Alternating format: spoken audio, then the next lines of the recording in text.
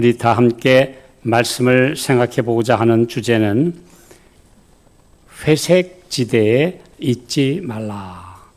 색깔이 불분명한 그런 지대를 회색 지대라고 합니다. 하나님의 백성들은 선명하고 뚜렷한 하나님의 백성으로 살아야 되고, 또 세상은 점점 더 완전히 악으로 기울어져 가는 세상에서 어중간한 지대에 있지 말고 하나님의 분명한 빛의 자녀들로 우리가 살아가도록 우리에게 권면하고 계시는데요. 오늘 이 말씀을 생각해 보고자 합니다. 우리 다 함께 이사야 4장 1절에 있는 말씀을 우리 함께 읽겠습니다. 시작. 그날에 7 여자가 한 남자를 붙잡고 말하기를 우리가 우리 떡을 먹으며 우리 옷을 입으리니 오직 당신의 이름으로 우리를 칭하게 하여 우리로 수치를 면케하라 하리라.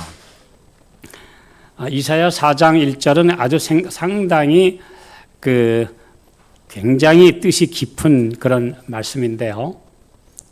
이스라엘 백성들이 하나님 앞에 신실하지 않으면 사방이 적이에요. 예.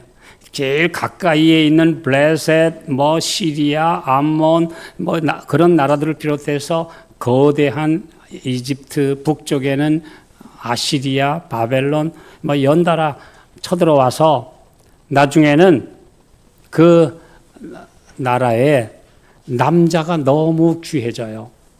그 당시에 혼자 산다고 하는 여성의 처지는 굉장히 부끄럽고 무언가 모자라는 사람. 그 옛날에 이 과부라는 용어가 뭡니까? 과자라는 얘기가 모자랄 과자거든요.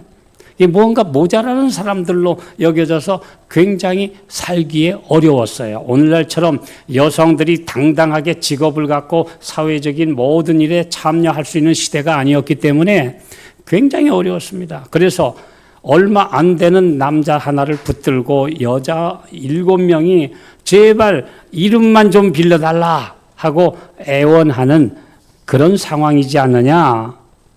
이렇게 해석을 하면서 영적으로는 오늘날 하나님의 참 신부 아내가 되는 것이 아니라 자기 마음대로 살면서 한 남자이신 그리스도 예수를 붙들고 말하기를 당신 이름만 빌려달라. 먹는 거, 마시는 거, 살아가는 건 내가 해결할 테니 당신 이름만 빌려달라라고 하는 오늘날의 수많은 교회들의 모습을 여기서 상징하고 있다고 하는 것입니다. 자, 특별히 이 모든 사람들이 예수 그리스도의 참 신부가 되기를 원하고 참 교회 소속이 되기를 원합니다. 그런데 그러려면 전적으로 그분이 가르쳐 주시는 음식, 양식을 먹고 그분이 주시는 의의 옷을 받아 입고 그리고 그분의 이름을 그대로 써야 되는데 여기 보면 하나님의 말씀 그대로 먹기를 원치 않아요. 우리는 우리 떡을 먹겠습니다. 그리고 그 다음에 내가 가진 옷을 내가 입겠습니다. 라고 자신의 의를 고집하면서 이름만 당신의 이름으로 칭하게 해달라라고 말하는데요. 여기서 히브리어에 여기 우리를 칭하게 하라, 우리로 수치를 면하게 하라 하는 이 말이 명령문입니다. 예수님한테 제발 우리 이름을 좀 빌려주세요가 아니라 우리 이름을 쓰게 해 하고 명령을 하는 것입니다. 오늘날 수많은 교회들이 그래요. 하나님 말씀대로 순종하지 않아요. 진리대로 따르지 않아요. 말씀 거기에다가 자기 의견을 섞어서 자기 생각을 고집하면서 말하기를 우리는 예수 그리스도를 믿는 종교라는 이름은 내가 쓰겠다라고 명령을 하고 있는 겁니다. 하나님한테, 우리 예수님한테 아주 정말 해서는 안 될 그런 짓을 하고 있는 것입니다. 그래서 이 형식화된 종교의 많은 모습들이 오늘날 가득합니다. 저희는 얼마 전에도, 불과 한 달 전에도 우리가 여러 교회에, 또 여러 개신교회에 계신 분들, 또 우리 교회와 조금 다른 분들을, 우리 목사님들을 모아서 세미나를 전에 했다가 중단됐는데 얼마 전에 하자고 해서 몇 번을 했어요. 그런데 그날 그분들이 발언하는 것을 보고, 한두 분 발언하는 것을 보고 우리가 큰 충격을 받았어요. 이건 우리가 같이 모여서 하나님의 말씀을 나누는 자리에서 이런 식의 성경 해석과 오도된 논리들이 막 말해지는 걸 우리가 용납할 수는 없다, 이건. 네, 적어도 좀 부족해도 진리를 찾아가는 모습을 보여야지, 벌써 모인 지가 언젠데 완전히 말도 안 되는 사이비 종교의 성경 논리를 가지고 얘기하는 목회자를 보고 안 되겠습니다, 우리 잠깐 중단하고 정말 무언가 새로운 모임으로 바뀌지 않으면 안 되겠습니다. 선언했어요. 사실은 이틀 전에 여기서 모임을 갖기로 했던 것도 무기연기해버렸습니다. 왜냐하면 도저히 이것은 상식적이고 성경적인 개념으로는 이해할 수 없는 그런 오도된 논리를 가지고 막 와서 떠드는 걸 우리가 용납할 수는 없기 때문에 안 되겠다. 그래서 우리가 중단을 할 수밖에 없었습니다. 그래서 우리 몇 목회자들이 의논을 하면서 이건 안 됩니다. 적어도 혹시 우리가 가진 남은 무리의 대열에 100% 동의를 하지 않아도 기본적인 것은 함께 하는 사람들이 모인 모임을 해야 된다. 예, 그래야 우리가 진리를 전하고 나누는 모임이지, 여기에 전혀 성경을 제멋대로 해석하는 이상한 사이비 논리를 여기에서 말하도록 우리가 장을 마련해 줄 수는 없다라고 의논을 한 것입니다. 오늘 우리가 이 세상에 보면 이제야 알았어요. 저분이 회색지대에 있다. 그런데 회색지대가 아니라 완전히 저쪽이구나 라고 하는 것을 우리가 이번에 발견하게 된 것입니다. 하나님의 백성들은 색깔이 분명해야 돼요. 고린도전서 14장에도 나팔은 분명한 소리를 내야지, 소집 나팔인지 진행 나팔인지 중단 나팔인지 피신하라는 나팔인지 잘못된 나팔을 불면 백성들이 갈팡질팡한다 이거예요. 오늘 하나님의 백성들은 분명한 소리를 내고 분명한 삶의 방향을 가지고 살아야 된다고 하는 것을 우리에게 말씀해 주고 계십니다. 자, 여기 우리로 수치를 면케하라, 히브리어로 명령문입니다. 자신들의 생활 방식을 고집하면서 그리스도인이라는 명의를 사용하게 하라는 압력이고, 자기들의 교리에 집착하면서 나를 참 교회로 인정하라 하고 강요하는, 예수님을 협박하는 이런 못된 종교들이 나중에 판을 치고 있다는 것입니다. 네, 그렇잖아요. 엄연히 그리스도의 이름은 다 걸어놓고, 옛날에 그래서 그런 사람들을 가리켜서 양두구육이라고 그러죠. 양의 머리를 내걸어 놓고 거기에는 개고기를 팔면서, 그러면서 우리가 진짜 진리를 전한다, 우리는 예수님을 따르는 무리다 라고 하는 이런 사람들이 판치는 사회를 완전히 타락한 시대, 배도의 시대라고 말합니다. 저는 요즘에 제가 조금 이제 그 영문으로 된 교과 과정이나 막 필리 목사님, 우리 세계적인 전도자 막 필리 목사님의 그 해설을 조금 이렇게 보느라고 틀었더니, 아니 이 AI가 막 비슷한 거를 그냥 막 유튜브에다가 제게 막 넣어주는데 제가 보고 놀랐어요. 너무너무 놀랐어요. 심지어 우리 재림교회의 전 세계적으로 가장 많은 복음을 전하고 옛날에 크렘린 궁예까지 가서 전도회를 하신 목사님이, 우리가 존경하는 분이 마크 필리 목사님입니다. 또 대총회 부회장을 지내시고 지금 은퇴해도 열심히 활동하시는데 마크 필리 강의라고 딱 떴길래 제가 딱 떴는데 뭐라고 제목이 되어 있냐면 영어로요. 9월 25일부터 대환란이 시작됐다. 다 버리고 도망가라. 마크 필리 목사님이 그런 말씀 하시겠습니까? 그저께예요, 그저께. 9월 25일. 2025년 9월 25일은 대환란이 시작되는 날이니까 모든 사람들은 다 이제 도망가라 산속으로. 그런데 마크 필리 목사님이 그대로 나와서 그 얼굴 그대로 그 말 그대로 강의를 하는 거예요. 깜짝 놀라서 이게 도대체 이런 일이 있을 수 있는가라고 말했더니 그 밑에 이것은 가짜이고 AI로 마크 필리 목사님을 합성한 가짜 강의입니다. 어떤 분이 거기에다 딱 글을 썼어요. 그렇구나. 이거 앞으로요. 이 AI가 유명하고 아주 진실한 분의 얼굴, 목소리까지 그대로 강의해서 완전히 엉터리 진리, 페이크 뉴스를 전하는 거예요. 제가 제 그 컴퓨터 유튜브에서 그 강의를 보고 나서 이야, 정말 이거 큰일 났구나. 앞으로 AI가 얼마나 교묘하게 속임수를 전할 것인지 정말 소름이 돋는 겁니다. 예. 심지어 어젯밤에도 잠깐 제가 틀자마자 거기에 뭐냐면 모든 재림교회 지도자들이 지금 배도의 길에 들어섰다. 제목이 그래요. 예. Apostasy of SDA leaders. 그래가지고 깜짝 놀라서 이게 또 무슨 소식이냐 하고 잠깐 보았더니 그들은 성령을 잊지도 않은 성령을 진짜 하나님처럼 숭배하니까 다 배도했다. 이렇게 말하는 거예요. 삼위 하나님을 부인하면서 우리 재림교회 모든 지도자들이 다 배도했다라고 말하는 유튜브인데요.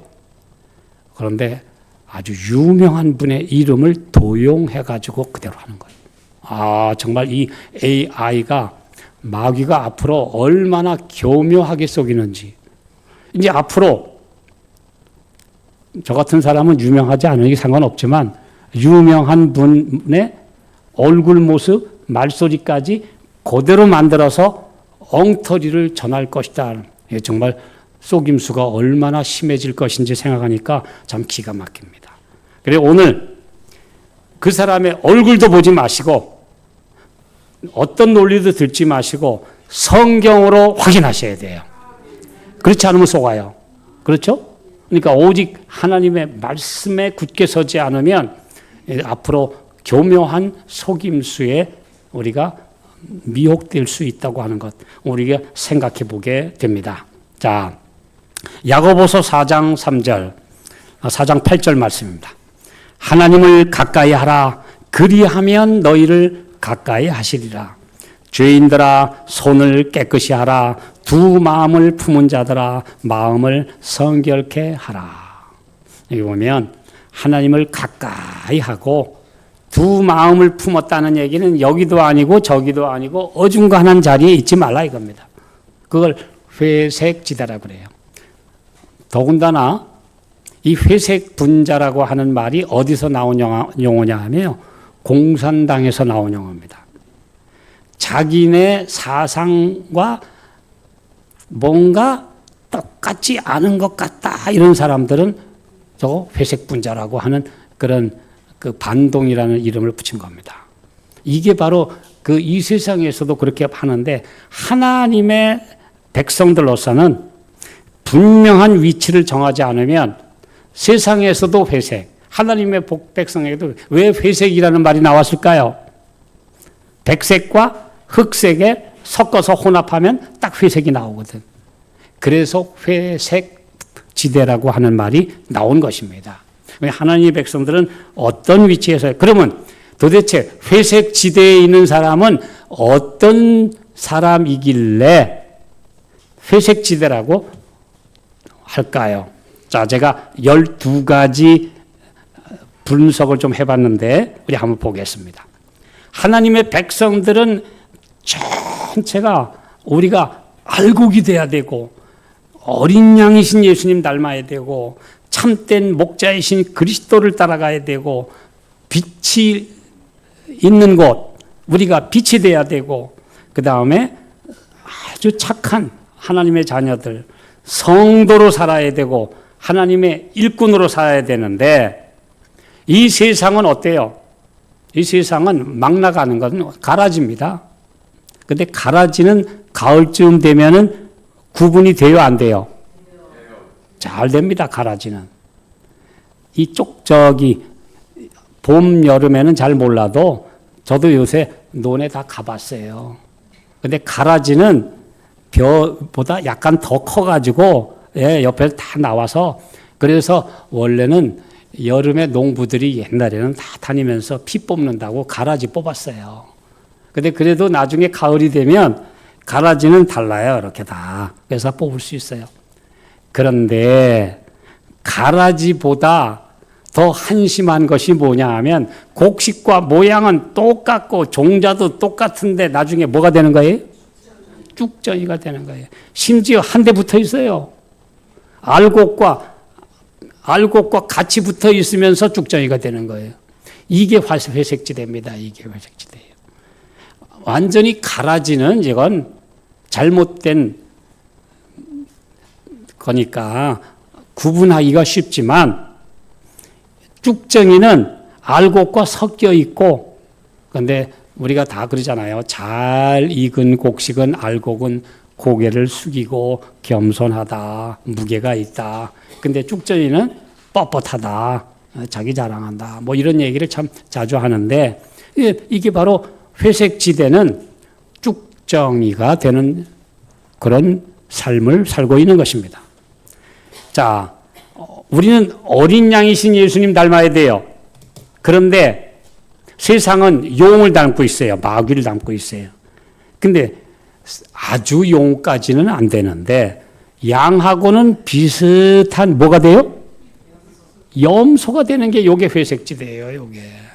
예.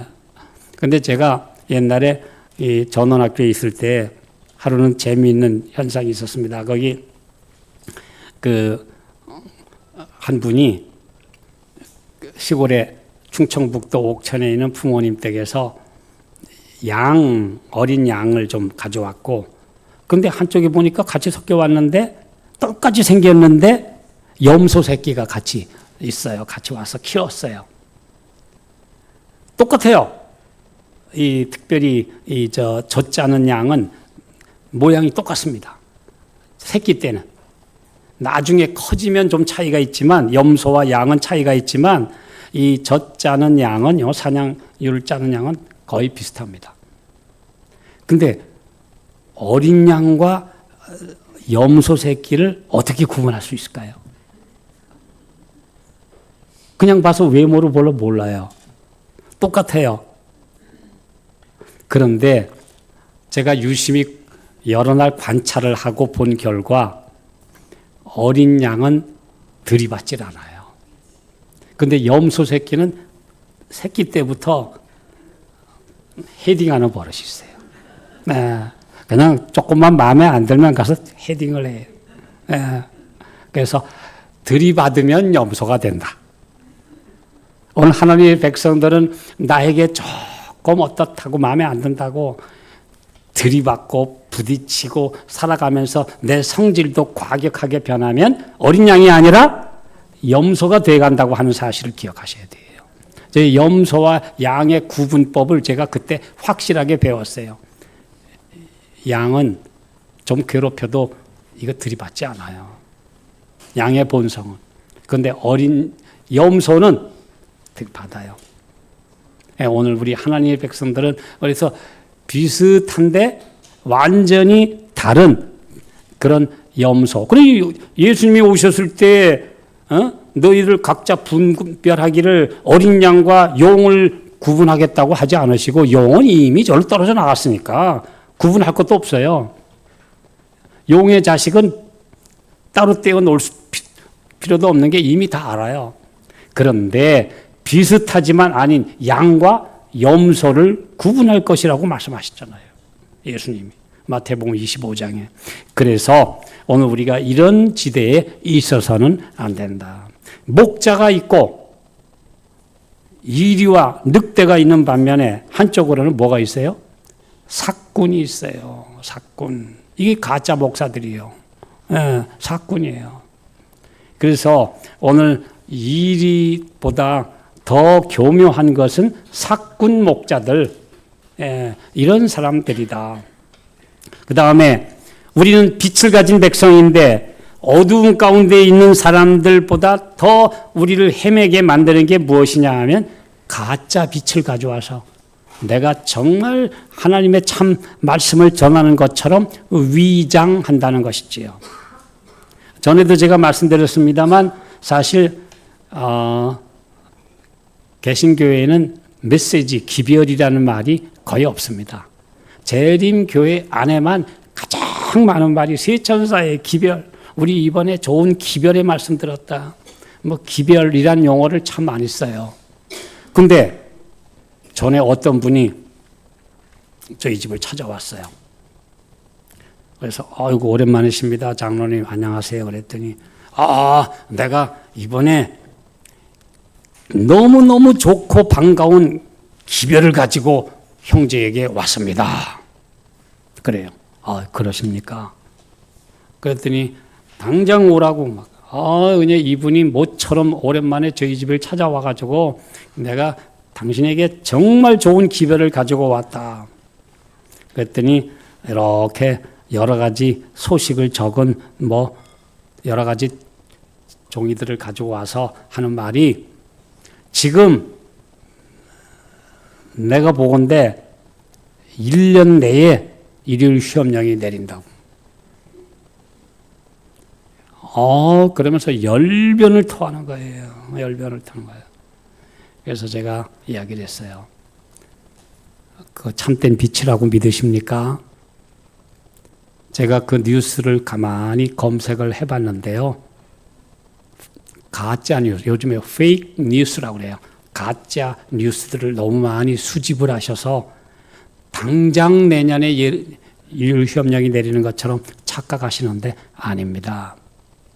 그랬더니 아니 내가 이렇게 기쁜 예수님의 재림이 가까웠다고 하는 기쁜 소식을 가져왔는데 어떻게 반응이 그래요? 진짜라면 너무나 좋겠습니다만은 아닙니다.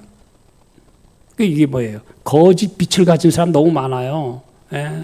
거짓 빛을 가진 사람들이 와서 심지어 하는 말이 지금 이 재림교회가 세속화됐으니까 나와라 뭐 이런 사람들 지금 도처에 많습니다. 나팔 부는 사람들. 거짓빛, 요 회색지대예요. 네. 그 다음에 선과 악 사이에 그럴듯하게 착하게 보이지만 아닌 위선. 네. 위선이 뭐예요? 가짜선이에요. 가짜선이 위선이에요. 그럴듯하게 보이지만 아닌 가짜선이 참 많습니다. 그 다음에 성경에 보면은 성도가 있고 저 세상에서 핍박자가 있는 반면에 교회 안에 거짓 형제. 사도 바울이 뭐라 그랬어요? 내가 거짓 형제로부터 괴로움을 너무 많이 당했다 그랬어요. 거짓 형제. 그래서 와서 참 하나님의 백성들 같은데 와가지고는 백성들을 어지럽게 하고 그들을 팔아넘기고 가장 어려운 사람들이 누구냐?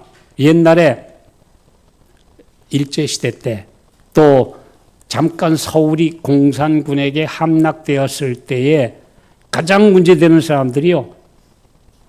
엉터리 교인들, 목사님들 집 찾아주어서 다 잡아넘기는 겁니다. 네.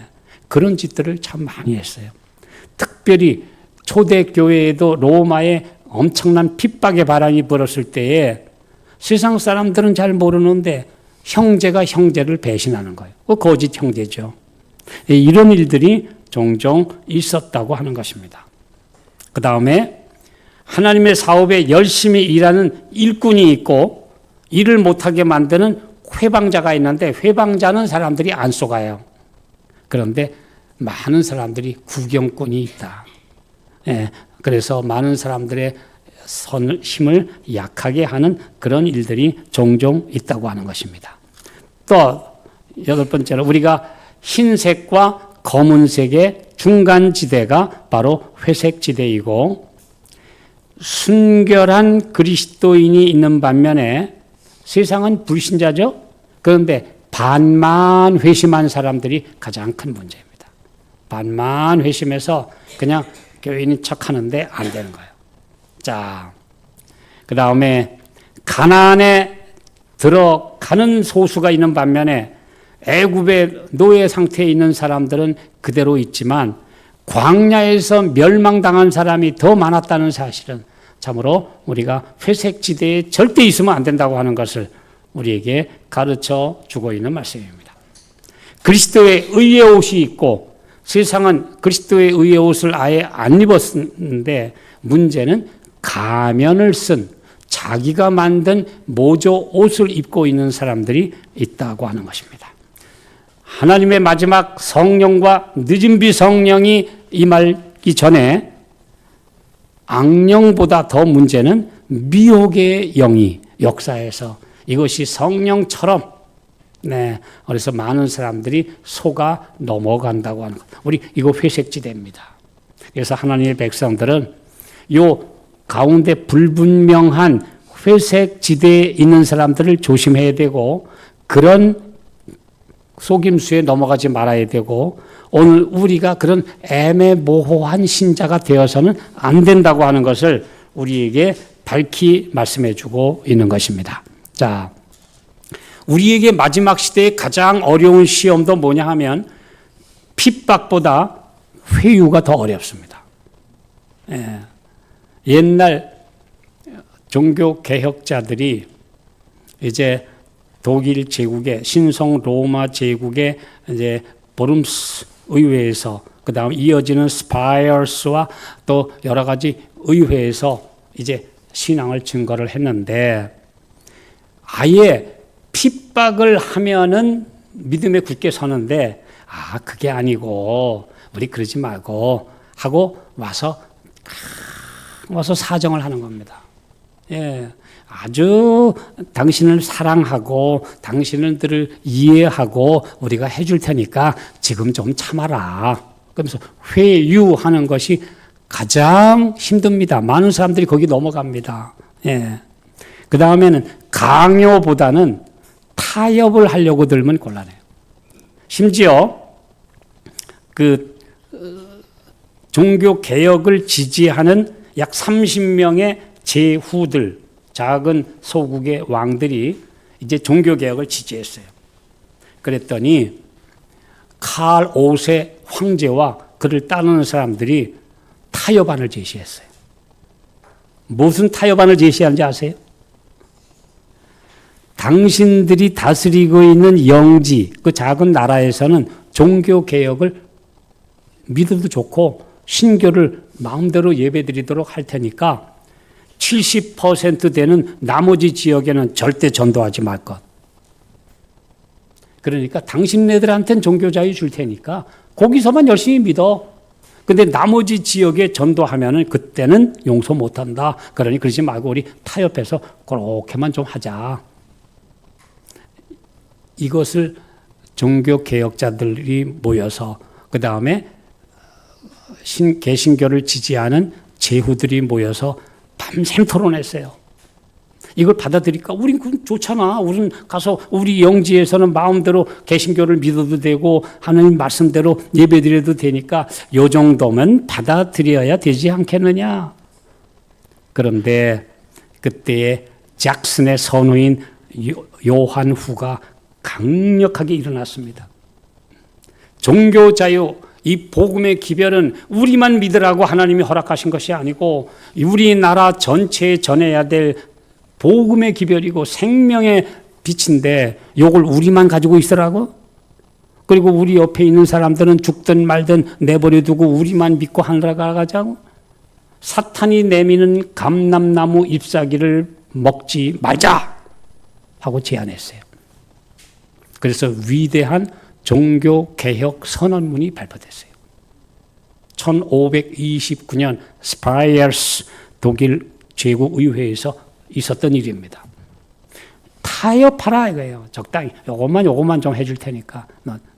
그런데 그 바로 왕이 모세와 아론에게 뭐라 했습니까? 너희들 남자들만 가면 어때? 네. 그 다음에는 너희들 그냥 가족들 중에 가족들만 하고 가고 재산은 놔두고 갔다 와.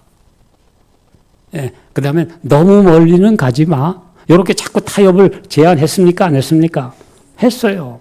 예. 하나님의 백성들은 거기에 머물게 되면 회색지대, 중간지대에 있다 망하는 겁니다. 예. 그래서 모세가 단호하게 말했어요.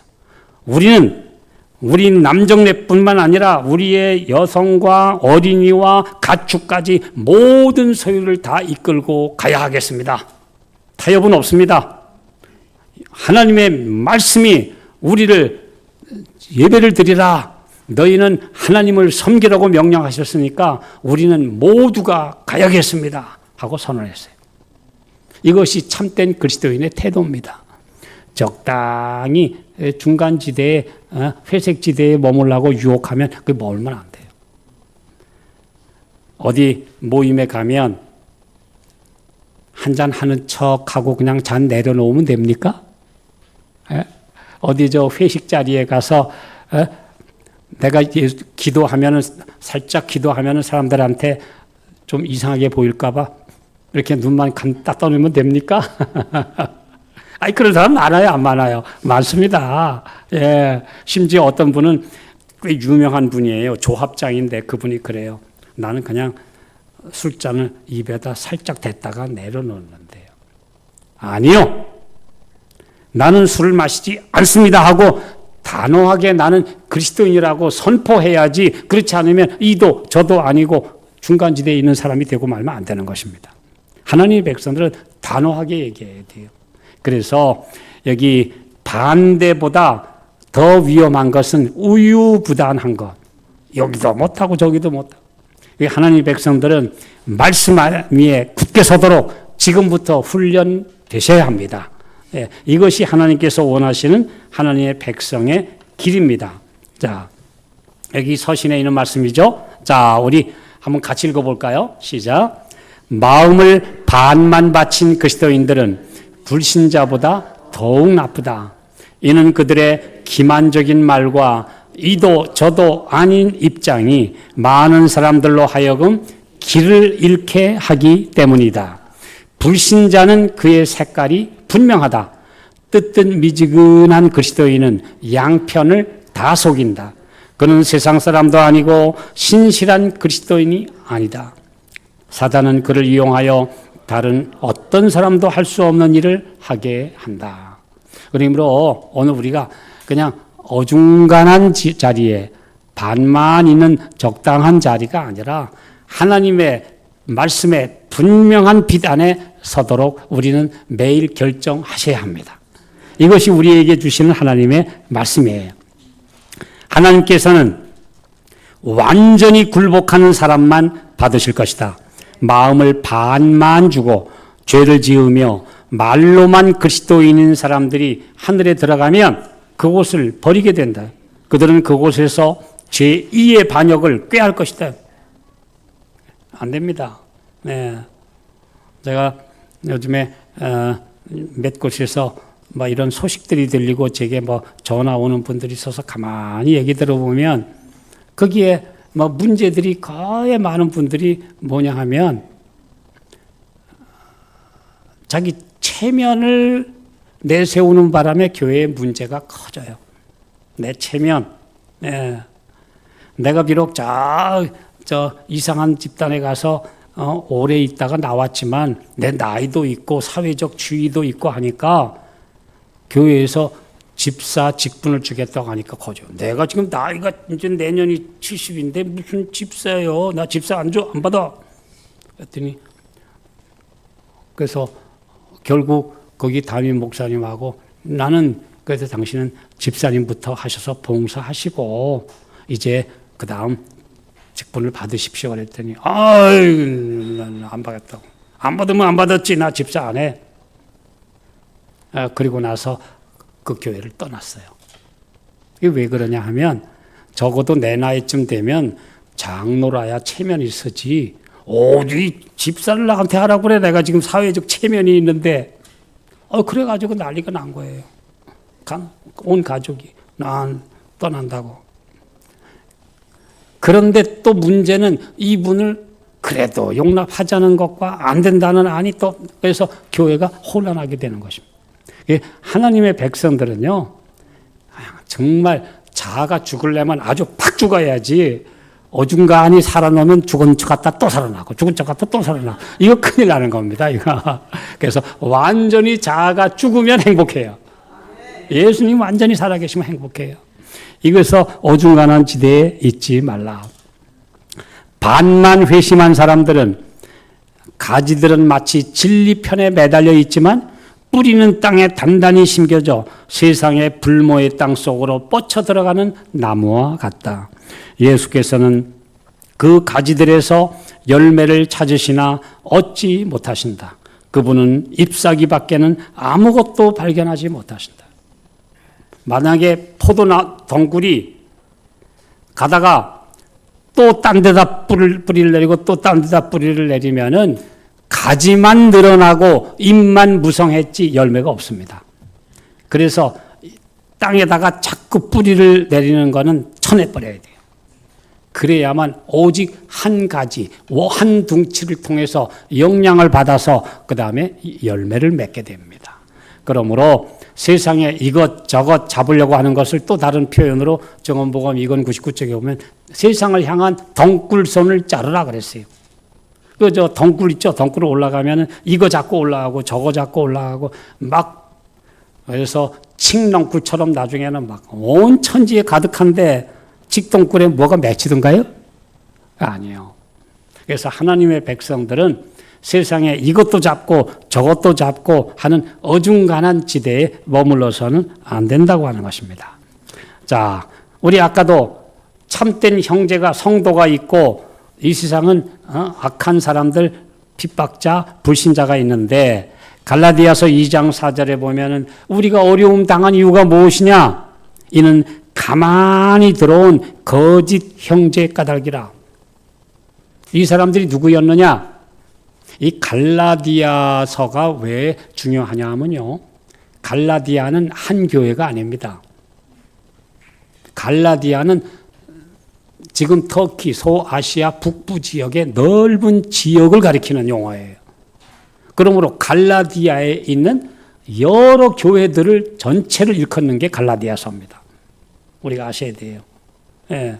그래서 갈라디아는 적어도 그 넓은 지역의 복음을 전한 사도 바울의 씨뿌림을 방해하는 일이 생겼는데 이 사람들이 뭐냐 하면 슬그머니 와서 나도 예수님 믿어요. 그러니까 너무나 반가워하니까 여기 와가지고 뭐라 그래요. 당신들도 이제는 참 하나님의 백성 되려고 그러면 이제 유대인처럼 살아. 할례 받아. 당장 가서 포경 수술해. 그리고 당장 그리고 유월절 지키고 뭐 이것도 지키고 다 지켜.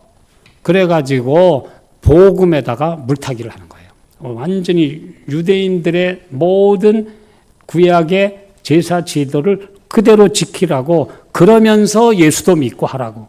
이게 가만히 들어온 거짓 형제예요. 그러니까 사도 바울이 아주 그것 때문에 강력하게 얘기한 게 야 자르려면 너희들끼리만 잘라라. 막 그렇게 얘기하셨어요.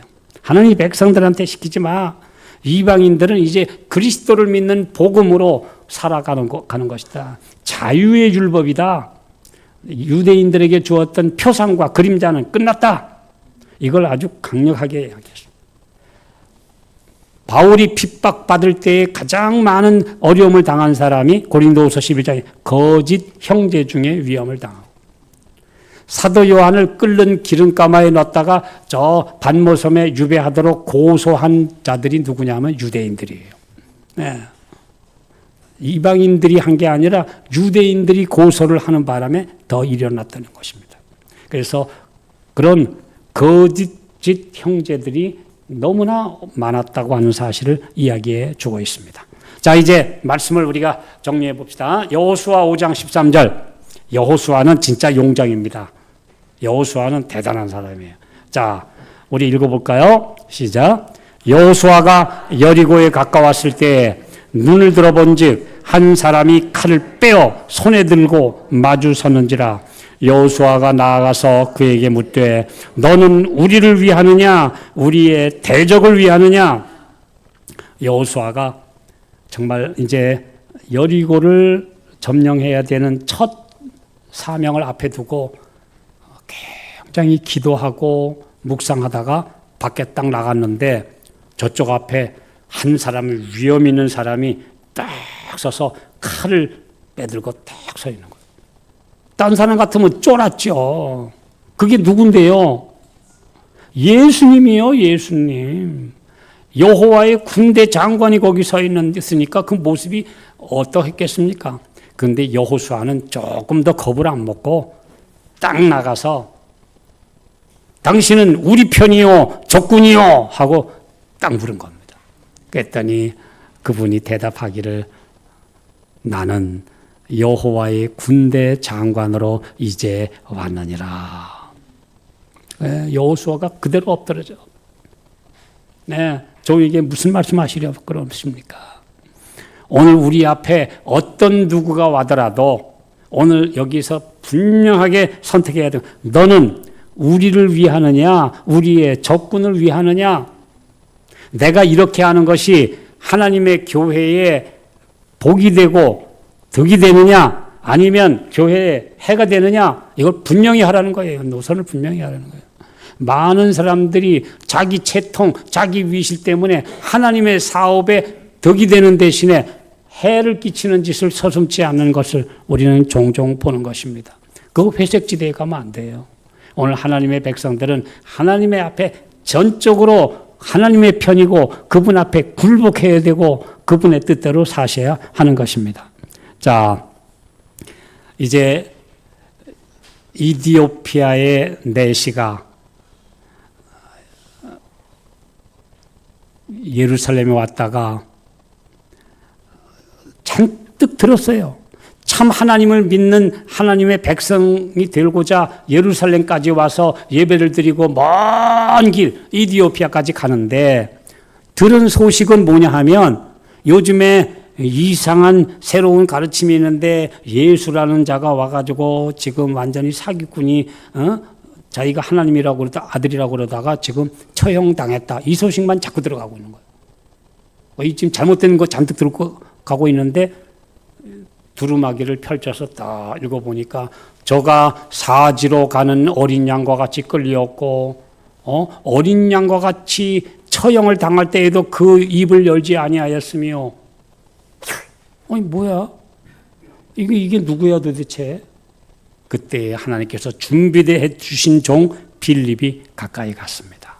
빌립이 가서 당신이 잘못 알았던 사기꾼 예수가 아니라 바로 그분이 여기 말씀에 기록된 메시아요, 그리스도요, 우리의 구세주요, 이 얘기를 하니까 빌립이 깜짝 놀랐어요. 받아들였어요. 가다가 물이 있는 곳에 모처럼 그 사막지대 80리길을 80km, 200리길을 가다가 물이 있는 곳에 가서 말했어요. 내가 저 물에 가서 침례를 받는 것이 어떻겠습니까? 그랬더니 빌립이 뭐라고 그랬어요?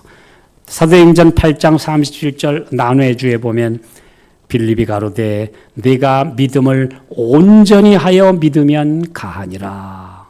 그랬더니 그 자리에서 내시가 그래요. 내가 예수 그리스도께서 하나님 아들인 줄 믿노라. 이걸로 좋겠어요. 가서 침례 받았어요.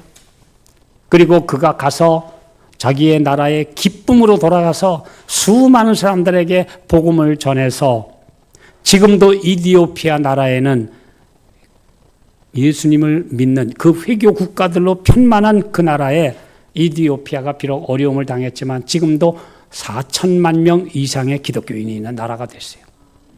그게 바로 이디오피아 내시를 통해서 복음을 전한 결과였어요. 그래서 오늘 하나님의 백성은 이렇게 분명해야 돼요. 이디오피아 내시가 복음을 받자마자 바로 온전히 믿겠습니다. 침례를 받았어요. 이것이 참된 신앙입니다. 자, 우리 마지막 말씀 다 같이 읽겠습니다. 시작. 마음을 온전히 하나님께 바친 자들, 그리고 하나님의 말씀을 그들의 인도자로 삼는 자들은 생애의 모든 의무에 있어서 어떻게 행하여야 할지 알게 될 것이다. 오늘 하나님께 완전히 바친 사람은 이 세상에 어떤 일을 당해도 내가 하나님의 백성으로 이렇게 해야 될지 아닐지 분명히 성령께서 가르쳐 주십니다. 성령의 감동에 의해서 살고 말씀의 원칙에 입각해 살고 분명한 하나님의 남은 백성의 삶을 살게 되시기를 바라면서 말씀 마치겠습니다.